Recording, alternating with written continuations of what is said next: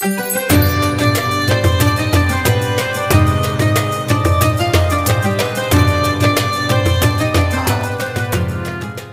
bismillahirrahmanirrahim. Assalamualaikum warahmatullahi wabarakatuh. Waalaikumsalam warahmatullahi wabarakatuh. Alhamdulillahirabbil alamin. Wa bihi nasta'inu ala umuri dunya waddin. Wassalatu wassalamu ala asrafil anbiya'i wal mursalin sayyidina wa maulana Muhammadin wa ala alihi wa sahbihi ajma'in. Amma ba'du. Sahabat MI Hidayat Tarik dan para penonton di setiap media apapun, semoga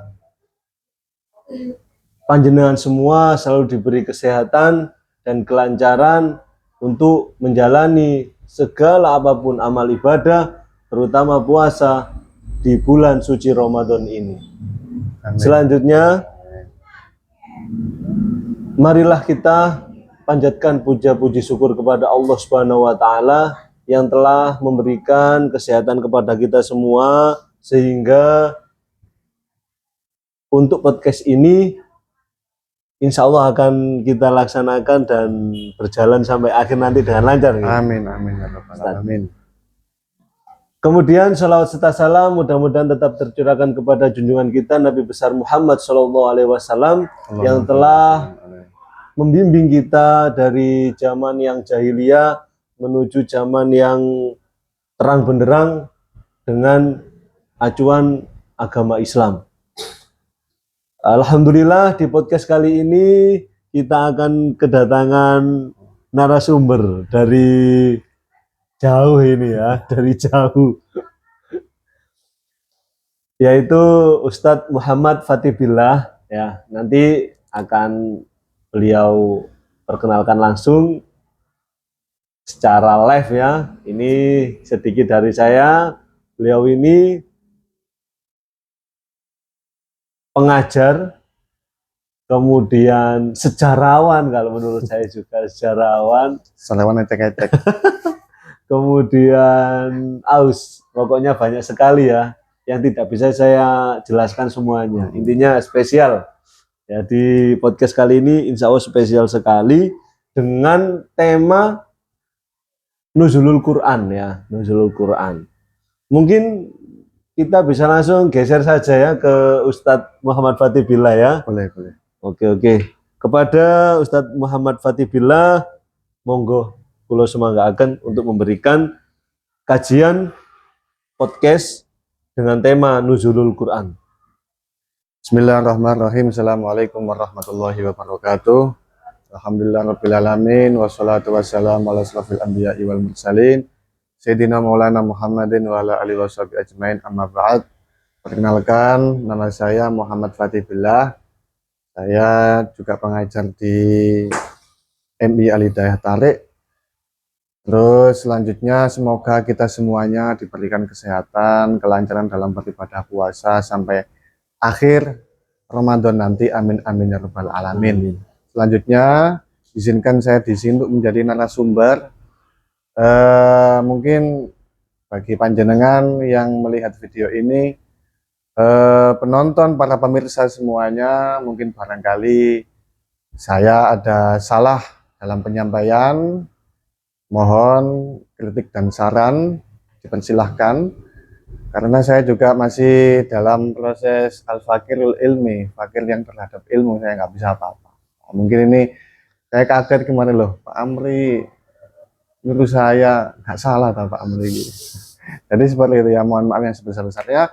Jadi semoga podcast kita dari awal sampai terakhir nanti memberikan manfaat pada para hadirin semuanya yang melihat video ini. Amin amin ya rabbal alamin. Untuk judul pada hari ini, pada podcast hari ini adalah Nuzulul Quran, yaitu turunnya Al-Quran. Bisa dimulai dari pertanyaan-pertanyaan dari Pak Moderator, Pak Amri, monggo silahkan. Oke, ini Ustadz,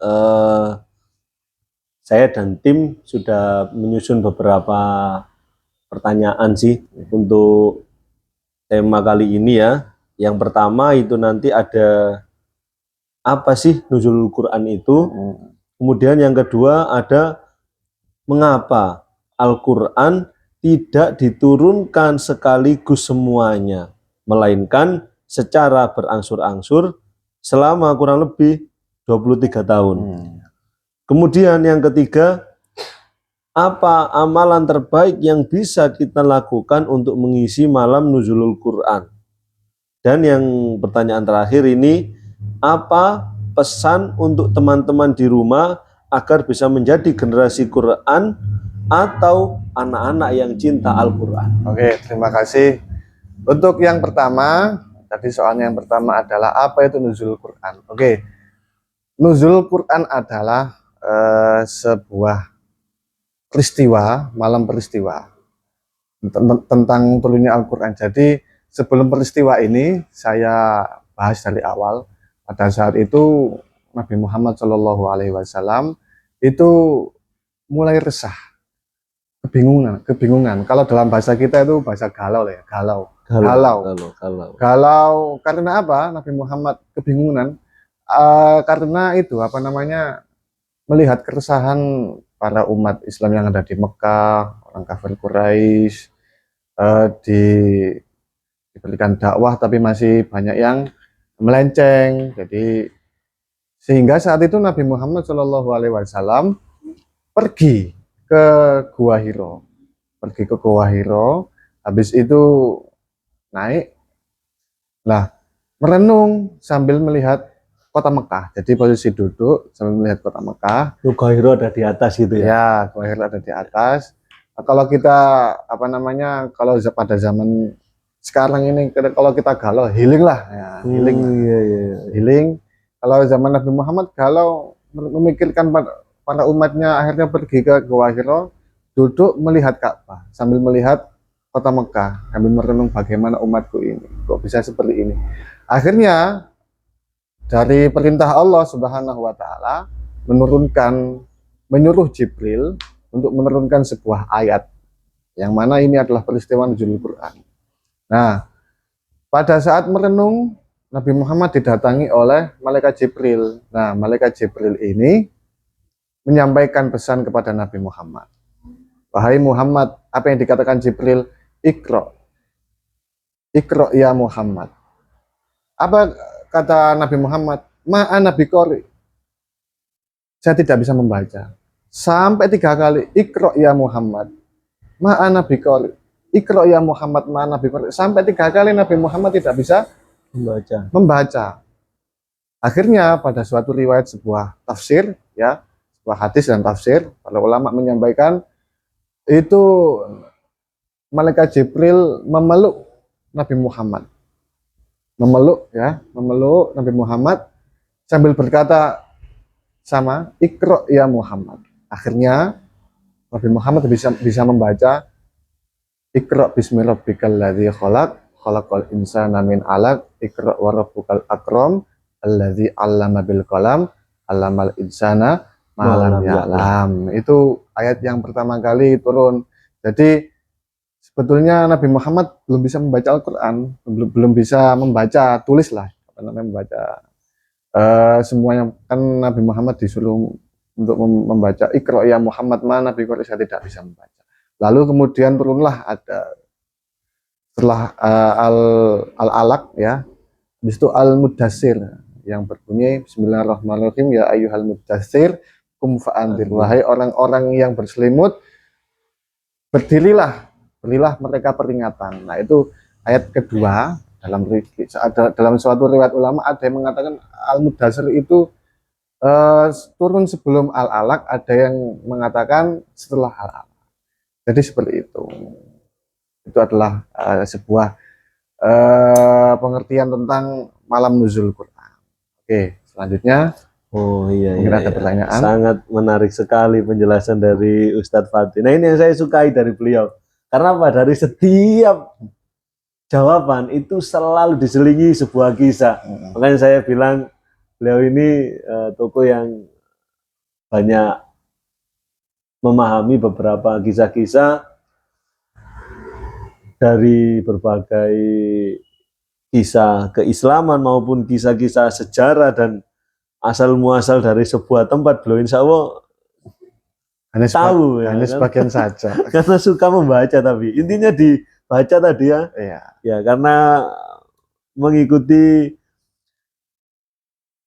wahyu yang pertama, bacalah. Akhirnya Ustadz Fatih ini suka membaca. Yang kedua, Ustadz, Iya. mengapa Al-Quran itu tidak diturunkan sekaligus semuanya beres gitu, tapi melainkan secara berangsur-angsur Oke. selama 23 tahun. Oke. Untuk pertanyaan kedua, kenapa Al-Quran kok nggak diturunkan langsung secara langsung, kok diturunkan dengan berangsur-angsur? Oke, saya jawab. Jadi sebetulnya Quran itu turunnya terjadi dua macam.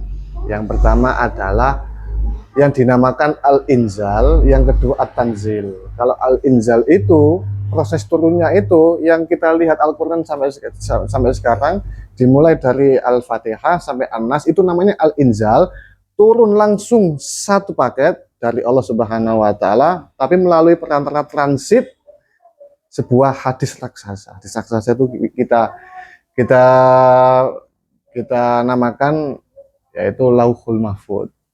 Setelah Lauhul Mahfud baru diangsur-angsur dari Allah menuju ke malaikat Jibril dalam setiap peristiwa asbabun nuzul. Lalu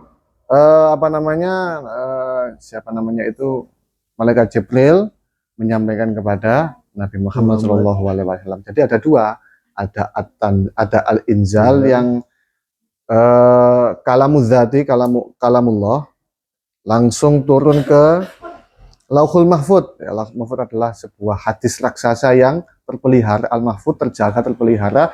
Lalu itu dinamakan Al-Inzal. Lalu setelah turun di Al-Inzal, lalu melalui malaikat Jibril berangsur-angsur ya, mutawatir ya, berangsur-angsur setiap kejadian itu yang dinamakan At-Tanzil. Jadi ada Al-Inzal. Kalau Al-Inzal itu yang dari Al-Fatihah sampai An-Nas itu sudah lengkap, ada dua.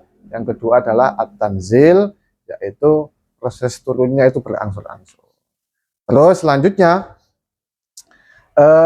pada periode turunnya Al-Quran ini, nah ini saya tambahkan sedikit, yaitu mungkin bagi penonton atau pemirsa yang menonton ini belum pernah dengar.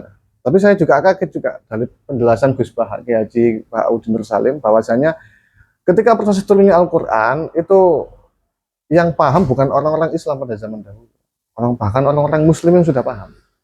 Jadi sangat, loh kok bisa Al-Quran kok diturunkan kok yang pendengarnya habis itu yang paham orang-orang kafir, karena mukhatabnya orang-orang kafir. Kenapa kok seperti itu? Pada zaman dulu ketika turunnya Al-Quran itu orang-orang Mekah itu mempunyai sifat al-ummiyin. Al-ummi itu gak bisa baca tulis. Jadi ngomong gak bisa baca tulis, gak bisa membaca, gak bisa menulis, tapi paham bahasa Al-Quran. Paham bahasa Al-Quran. Nah makanya itu ketika Al-Quran turun, mukhatabnya, objeknya adalah orang-orang kafir. Terus contohnya apa? Contohnya apa kok bisa orang-orang kafir paham? Loh, orang-orang kafir aja paham, masa kita yang sudah mondok, ngajar kitab, ngaji kitab Burdun Nasihin, alim muta'alim, kok nggak paham Al-Quran? Kan kita kan kalah. Jadi ini adalah tantangan bagi kita. Apa buktinya? Kok bisa Al-Quran kok diturunkan yang paham ke orang-orang kafir? Nah, jadi kita ambil dari contoh Qul ya ayyuhal kafirun, katakanlah wahai Muhammad pada orang-orang kafir. Berarti kan tujuannya objeknya kemana? Ke orang kafir. Orang-orang kafir. Qul ya ayyuhal kafirun la a'budu ma ta'budun, aku tidak akan menyembah apa yang kamu sembah. Terus ada lagi bukti ayat atau Al-Quran yang dipahami oleh orang-orang kafir. Yang kedua adalah pada zaman dulu Nabi Muhammad itu ditanya dari orang-orang kafir. Sif lana ya Rabbak ya Muhammad, kata orang-orang kafir. Jadi orang-orang kafir dulu itu mempunyai tren ya. Tren. Kalau kita punya tren kan tren ya, tren TikTok, tren apa sembarangan ya. Pada zaman sekarang, kalau zaman dulu mempunyai tren ya, trennya adalah Tuhan. Sif lana Rabbak. tunjukkan Tuhanmu kepada saya. Jadi pada zaman dulu mempunyai trennya adalah Tuhan. Tuhannya itu adalah trennya mempunyai fisik. Mereka mempunyai Lata, mempunyai Uzza, berhala-berhala yang sangat besar. Ditanyai Muhammad Siflana Robak, Muhammad, kita punya tren nih, kita punya tren Tuhan kita fisik. Tuhanmu mana? Apakah terbuat dari emas atau perak? Nah, maka dari itu turunlah ayat Al-Quran yang bisa memahamkan mereka. Apa ayatnya? Objeknya adalah orang-orang kafir tersebut. Ayatnya adalah Al-Ikhlas, Qul huwallahu ahad, Allahus samad, lam yalid walam yulad, walam yakul lahu kufuwan ahad. Qul huwallahu ahad. Katakanlah bahwa Allah itu Maha Esa atau Maha Satu. Nah, proses turunnya Al-Quran. Jadi yang saya jelaskan dari awal tadi ada Al-Inzal dan At-Tanzil. Terus selanjutnya proses pembukaan Al-Quran ini saya jelaskan sedikit lagi. Mohon maaf kalau Pak, ya, agak panjang. Tapi ini yang luar biasa. Proses penulisan Al-Quran yang pertama, proses penulisan Al-Quran itu tergantung estafet kekhalifahan. Yang pertama yang memegang adalah Nabi Muhammad SAW. Pada zaman dulu penulisan Al-Quran itu hanya dibuat dengan sederhana, dari pelepah daun kurma, habis itu tulang belulang hewan. Cuma pada saat itu Nabi Muhammad sudah wafat, akhirnya diberikan Al-Qur'annya kepada kepada khalifah yang kedua, yaitu khalifah yang pertama yang memegang estafet kepemimpinan Nabi Muhammad yaitu adalah Abu Bakar As-Siddiq. Nah, pada zaman Nabi Muhammad itu para sahabat dan para tabi'ut tabi'in itu mereka masih menghafal, menulis dengan sederhana di daun pelepah kurma. Terus Nabi Muhammad sudah wafat, habis itu ke Abu Bakar As-Siddiq. Abu Bakar As-Siddiq dipelihara oleh Abu Bakar As-Siddiq. Tapi pada saat itu ada sebuah peperangan, yaitu perang Yamamah. Pada saat itu korik-korik itu sudah meninggal semuanya, hampir meninggal. Dikumpulkan lagi, salah satunya adalah juru tulis yaitu Zaid bin Thabit dan Abdurrahman bin Auf kalau tidak salah. Itu juru tulisnya Nabi Muhammad. Nah, itu dikumpulkan oleh Abu Bakar As-Siddiq, dipelihara oleh Abu Bakar As-Siddiq. Habis itu Abu Bakar As-Siddiq sudah meninggal, digantikan oleh Umar bin Khattab. Umar bin Khattab mempunyai anak yang namanya Hafsah binti Umar bin Khattab. Hafsah binti Umar bin Khattab itu disuruh oleh Umar bin Khattab, wahai Hafsah, ini Al-Quran, tolong panjenengan jaga. Nah, setelah itu kekhawatiran Umar bin Khattab terhadap Al-Quran, akhirnya setelah kepemimpinan Umar bin Khattab, itu Umar bin Khattab meninggal, digantikan Utsman bin Affan. Nah, Utsman bin Affan ini adalah periode yang sangat mulia, yaitu periode standarisasi Al-Quran, yaitu menyusun kembali dari awal sampai akhir, meminjam dokumen asli dari Hafsah tadi, tapi dengan syarat mengembalikan lagi. Kan Utsman itu pada kekhalifahan Utsman itu meminjam dokumen asli dari Hafsah yang diberikan oleh ayahnya Umar bin Khattab, itu untuk menulis kembali semuanya. Tapi Hafsah menerima, tapi dengan syarat kalau sudah ditulis semuanya Al-Qur'annya baru bisa dikembalikan dokumen aslinya, kata Hafsah. Nah, pada saat itu terbentuklah panitia di masa kekhalifahan seperti ini, Utsman bin Affan. Nah, itu menulis dari awal dari dokumen asli untuk terjaga. Nah, pada saat itu sampai saat ini yang kita kenal Al-Quran itu adalah identik dengan Mushaf Utsmani. Jadi seperti itu. Ya, itu mohon maaf ini agak panjang kali lebar. Bagus, tapi sangat ya. Benar-benar menjelaskan secara rinci. Nah, pada saat itu ya tadi saya tambahin lagi, ada yang lupa. Turunnya Al-Quran itu pada perang Badar. Makanya Nabi Muhammad sudah pusing, sudah galau, akhirnya pergi ke Gua Hira. Itu pada perang Badar, ayat yang mengatakan pada perang Badar turunnya Al-Quran adalah Bismillahirrahmanirrahim wa ma anzalna yaumal furqana yaumal taqal jam'an. Terus selanjutnya ada lagi peringatan Al-Quran, turunnya Al-Quran, bahwasanya Al-Quran itu harus disebarluaskan, harus diberikan peringatan kepada orang-orang yang tidak paham agama Islam. Yaitu pada surat Ad-Dukhan ayat 3, Inna anzalnahu fi lailatin mubarakatin inna kunna munzilin. Jadi kita menurunkan Al-Quran di malam yang sangat mulia itu, yaitu malam nuzul Quran. Itu saja. Mungkin ada yang lain. Alhamdulillah Ustadz, itu tadi jawaban yang benar-benar sangat rinci. Jadi dari pertanyaan pertama, apa itu nuzulul Quran, singkatnya yaitu makna utama peristiwa turunnya Al-Quran. Dan untuk Al-Quran itu sendiri diturunkan melalui dua cara, Dua periode ya. dua periode. Yang pertama Al-Inzal dan At-Tanzil. At-Tanzil ya itu. Dimana yang At-Tanzil itu yang mungkin berangsur-angsur seperti yang diterima oleh Nabi Muhammad melalui wahyu malaikat Jibril. Oh iya, tadi saya lupa menyampaikan.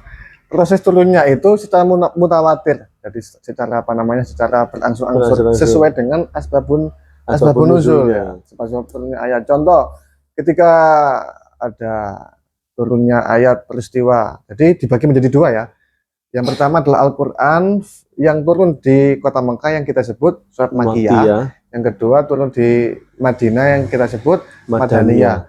Makkiyah berisikan tentang hukum-hukum syariat Islam. Yang surat-surat yang turun di Makkiyah. Yang selanjutnya adalah proses dari hijrahnya Nabi Muhammad sampai wafatnya itu turun di Madinah yang kita sebut Madaniyah, berisikan yaitu kisah-kisah Nabi. Jadi proses turunnya Al-Quran itu dari kisah-kisah Nabi. Contoh, Nabi Yusuf ketika melihat bintang dan langit turun itu, ini ra'aitu ahada asyara kaukabau wa syamsa wal qamara ra'aituhum li sajidin. Wahai aku melihat bulan dan bintang matahari, bintang-bintang alam semesta, mereka melihatku dengan dalam keadaan sujud. Jadi apa namanya, secara berangsur-angsur. Terus selanjutnya juga Nabi Adam, ada ayat yang menjelaskan tentang kisah Nabi Adam, ada ayat yang menjelaskan tentang kisah Ashabul Kahfi dan lain sebagainya. Jadi seperti itu. Semut dan lain-lain itu ya. Iya, itu mungkin bisa dicirikan sebagai yang tadi ya, kalau di kota Mekah itu hukum-hukum syariat Islam, yang syariat Islam, dan yang di Madaniyah atau yang turun di Madinah bisa kisah-kisah Nabi. Alhamdulillah Ustadz, terima kasih. Kita lanjutkan ke pertanyaan yang ketiga ya. Oke. Apa amalan terbaik yang bisa kita lakukan untuk mengisi malam nuzulul Quran? Oke, terima kasih. Nomor 3 yaitu soal apa amalan terbaik yang bagus kita isi dalam malam nuzulul Quran. Oke, sebelumnya mungkin yang lihat bukan hanya anak-anak saja. Ini yang lihat juga orang tua, para tetangga-tetangga ya, para ponakan-ponakan misan-misanan ya.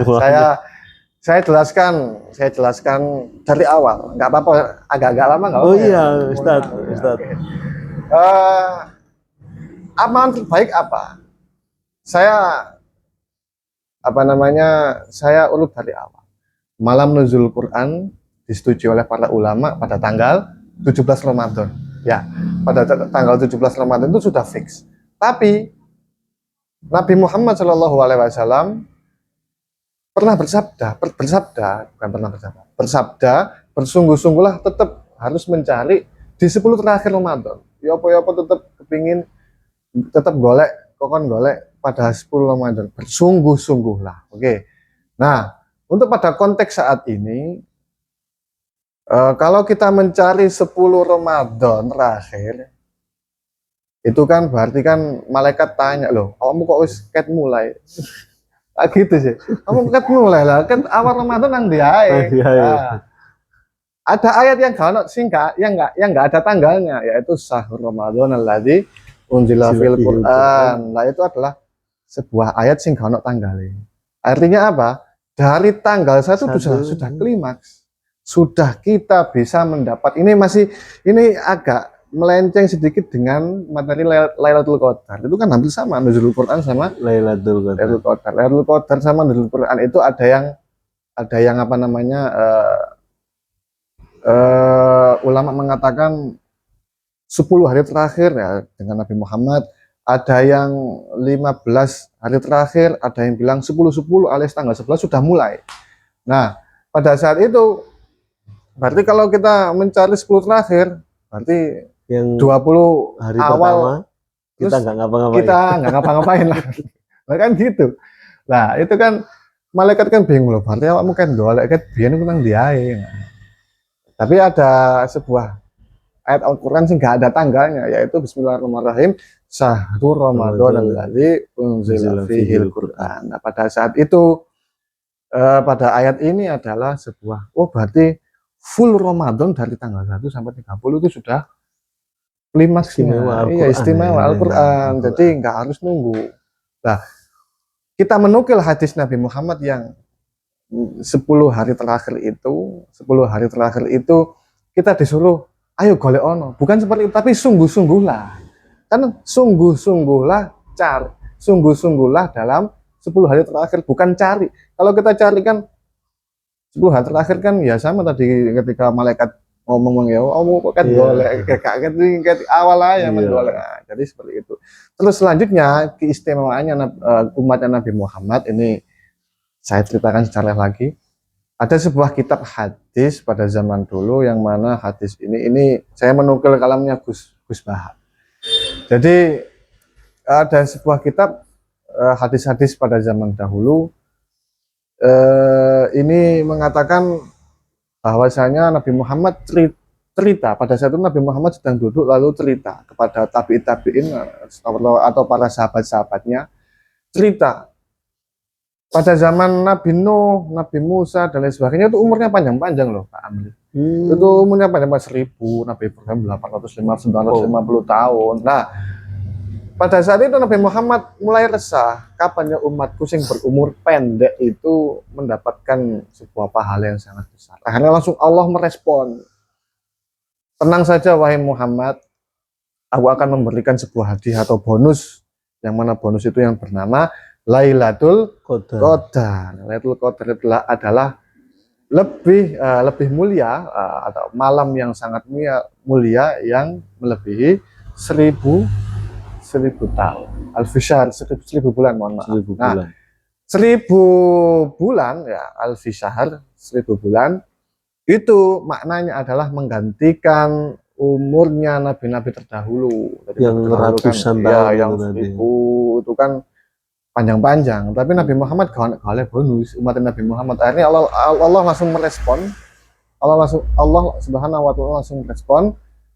Wis, kamu takai umatmu umur sing pendek-pendek dengan apa namanya mendapatkan benefit pahala yang berlipat ganda di waktu-waktu tertentu tadi. Menggantikan malam kemuliaan 1000 bulan itu adalah menggantikan umurnya para nabi zaman terdahulu. Inna anzalnahu fi lailatul qadar wa ma adraka ma lailatul qadar. Lailatul qadri khairun min alfi syahr, lebih baik daripada 1000 bulan itu berarti menggantikan umurnya nabi-nabi zaman terdahulu. Makanya kita ini sudah dikasih bonus. Kita puasa apa namanya umatnya Nabi Muhammad sangat istimewa. Puasa aja tidur dibuat diganjar pahala. Ya mohon maaf juga bercinta suami istri juga dihitung pahala. Jadi seperti itu sangat istimewa. Oke, terima kasih. Alhamdulillah, penjelasannya sangat menarik. Jadi ya mungkin bagi teman-teman sahabat ML Hidayat Tarik, para penonton maupun pendengar dari mana saja itu ya, amalan terbaik yang bisa dilakukan untuk mengisi malam nuzulul Quran yaitu apa? Ya silahkan perbanyak amal ibadah, bersungguh-sungguhlah dalam ya mungkin bisa dikatakan meningkatkan amal ibadah terutama di 10 hari terakhir. Ya. Tapi jangan di sana saja, kalau bisa ya dari awal Ramadan kita sudah memulai secara klimaks ya, mungkin secara istimewa, sempurna istimewa dalam beribadah. Oke, yang terakhir. Oke, Ustadz, kita lanjut ke pertanyaan terakhir ya. Ya. Di sini, apa sih pesan untuk teman-teman di rumah agar bisa menjadi generasi Qur'ani atau anak yang cinta Al-Quran? Oke. Bagaimana apa tadi? Bagaimana Pesan. pesan Ya. untuk teman-teman di rumah atau teman-teman pendengar Oh ya. supaya bisa menjadi generasi Qur'ani atau anak-anak yang cinta terhadap Al-Quran. Oke, terima kasih. Bagaimana caranya? Nah, ini saya menekankan kepada anak-anak yang ada di rumah. Kalau orang tua kan insya Allah semuanya sudah bisa baca Al-Quran. Kalau untuk anak-anak pesannya adalah tidak usah tidak usah ngoyoh lah, artinya apa, dalam peristiwa turunnya ayat Al-Quran yang pertama Al-Alaq, Iqra bismi rabbikal ladzi khalaq, kalimat pertama Iqra. Nah, dari kalimat itu Iqra itu kita bisa membuka jendela dunia, bukan hanya Al-Quran saja. Iqra, bacalah. Yang dimaksud Iqra adalah yang baca Al-Quran terus menerus sampai menjadi alim soleh ya.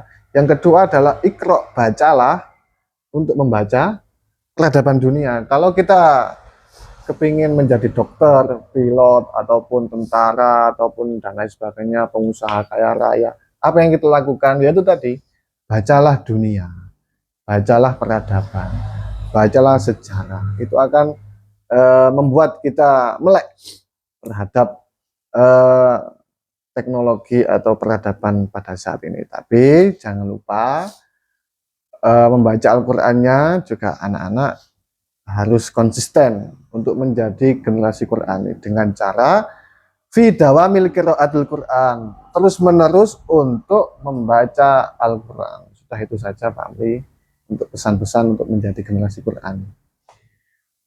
Alhamdulillah. Jadi para pendengar, sahabat ML Hidayat Tari, dan semua penonton dari mana saja itu ya, untuk pesan supaya menjadi generasi Quran atau anak yang cinta Al-Quran, satu, intinya kita harus membaca. Ya, Ustaz, ya, kita harus membaca, mau membaca, mengungkit dari wahyu pertama dari surat Al-Alaq, Iqra, bacalah. Maka kita harus membaca sampai kita bisa menuju ke apa tujuan kita, mau jadi generasi Qur'ani, mau jadi pilot, mau jadi orang yang berilmu, mau jadi dosen, guru atau apapun itu. Betul. Intinya kita awali dari membaca. Bahkan Iqra. Nah, bahkan nanti kita bersama-sama bilang Iqra gitu ya, Ustaz ya. Bacalah. Baca peradaban dunia harus dimulai sebelum menulis, kita membaca dulu. Iya, betul. Masa kita nggak tahu, kita kan sebelum belajar menulis kan kita membaca dulu. Jadi seperti itu, ibaratnya seperti itulah kawan-kawan. Oke. Terima kasih. Oke, alhamdulillah. Mungkin ada pesan-kesan lain Ustadz yang ingin disampaikan untuk Ramadan kali ini? Ya, pesan-pesan saya ya selalu fi dawamil ibadah lillahi ta'ala, gitu aja. Terus menerus di dalam Ramadan ini, pada suatu hadis riwayat itu setan sudah dibelenggu semuanya. Tinggal setan-setan kepala hitam kayaknya atau setan-setan kaki. Enggak, maksudnya gini, bulan puasa ini kan kita kan belajar mengontrol hawa nafsu, manage lah istilahnya, mengatur, tidak boleh makan, bukan hanya tidak boleh makan, tidak boleh marah juga, tidak boleh, yang suami istri juga tidak boleh bercinta pada siang bolong, itu nggak boleh. Nah, itu kan pada suatu hadis riwayat Nabi tidak boleh, setan-setan sudah dibelenggu semuanya. Nah, itu setan sudah tidak ada. Barangkali di dalam puasa ini, di bulan-bulan Ramadan sekarang atau besok-besok, wong setan wis dibelenggu, wis dipenjara. Tapi si ono ae sing nggarai dosa berarti iku duduk menungso berarti setan. Jadi seperti itu. Sangat asik sekali podcast pada hari ini. Iya. Itu aja pesan saya. Kata Gus Bah itu apa jenenge? Soleh-soleh kelas-kelas ringan aja lah. pokoknya gak maksiat, pokoknya sholat 5 waktu sudah cukup.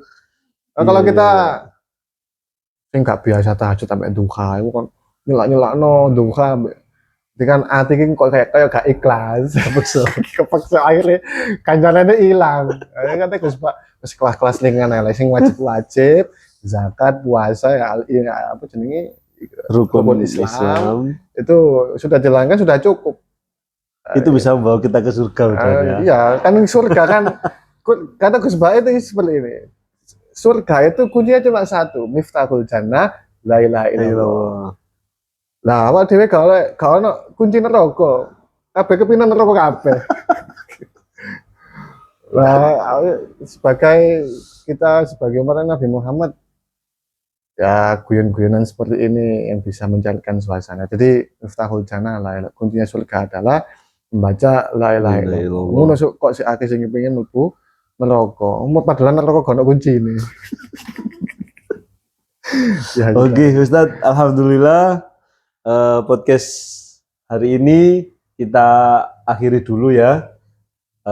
Sebelumnya saya sebagai moderator memohon maaf. Sebelumnya kalau berikan kesempatan untuk Ustadz untuk menutup dulu podcastnya gitu. Ya. Terima kasih. Alhamdulillah rabbil alamin sudah selesai podcast komedi lah istilahnya.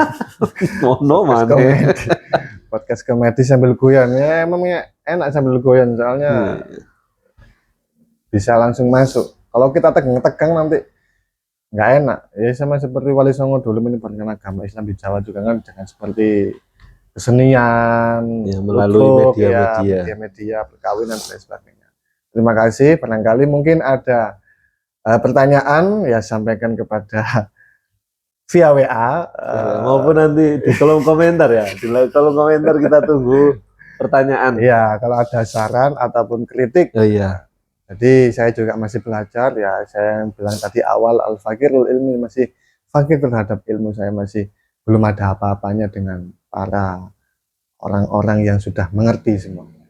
Jadi mungkin dari awal ada perkataan atau perlakuan atau yang tidak sengaja maupun yang tidak disengaja, mungkin wonten barangkali sing mboten nyaceki dateng manah panjenengan sedaya, kula nyuwun agungipun pangersan dateng panjenengan sedaya.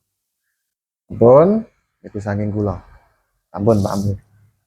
Iya, alhamdulillah podcast kali ini kita tutup bersama-sama dengan sedikit penjelasan atau rangkuman di mana Nuzulul Quran adalah sebuah peristiwa turunnya Al-Quran, di mana di dalam turunnya Al-Quran itu diturunkan secara berangsur-angsur, kemudian di dalam menjadikan diri kita awal dari diri kita ya.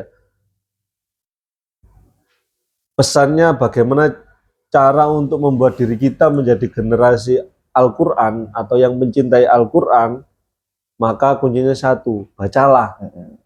Kalau nggak dibaca ya nggak cinta. Ya, jadi kita awali dengan membaca dulu ya Ustadz. Ya. Kita awali dengan membaca dan kita contohkan kepada anak-anak kita.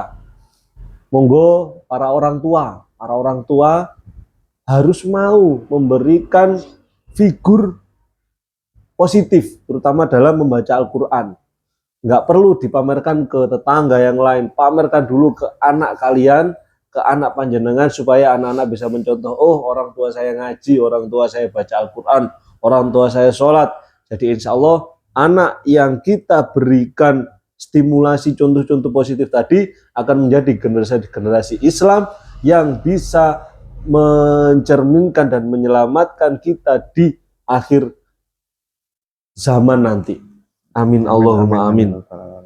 Itu yang mungkin bisa saya sampaikan. Saya beserta narasumber kita Ustadz Muhammad Fatih Billah, kami tutup dulu. Mohon maaf yang sebesar-besarnya apabila ada kesalahan maupun ketidakcocokan. Saya sekali lagi memohon maaf. Saya akhiri, wabillahi taufiq wal hidayah. Wassalamualaikum warahmatullahi wabarakatuh. Waalaikumsalam warahmatullahi wabarakatuh.